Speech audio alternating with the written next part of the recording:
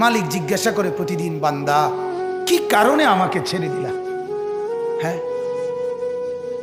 রাত 12টা বাজে তুমি ঘুমায় গেলা, মা ঘুমায় গেল, বাপ ঘুমায় গেল, বিবিও ঘুমায় গেছে, পাড়া পড়শি ঘুমায় গেছে।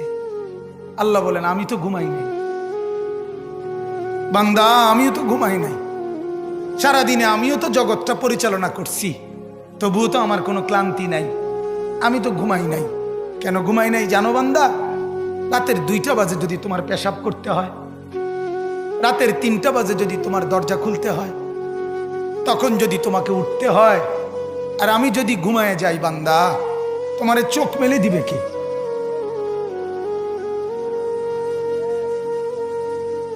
এই বাপ, চোখ মেলে দিবে কে?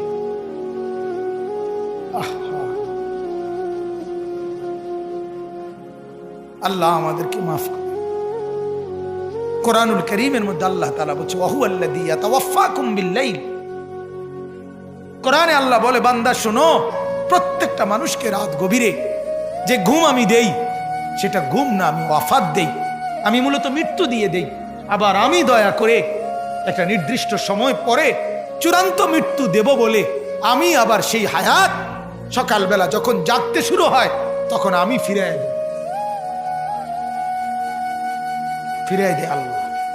এমনও মানুষ আছে পৃথিবীতে, রাত্রিবেলা ঘুমাইছিল ভালো মানুষ, সকালবেলা আর জাগে নাই। আমার একজন দূরসম্পর্কীয় চাচা আছে, প্রফেসর ছিলেন, ভালো মানুষ।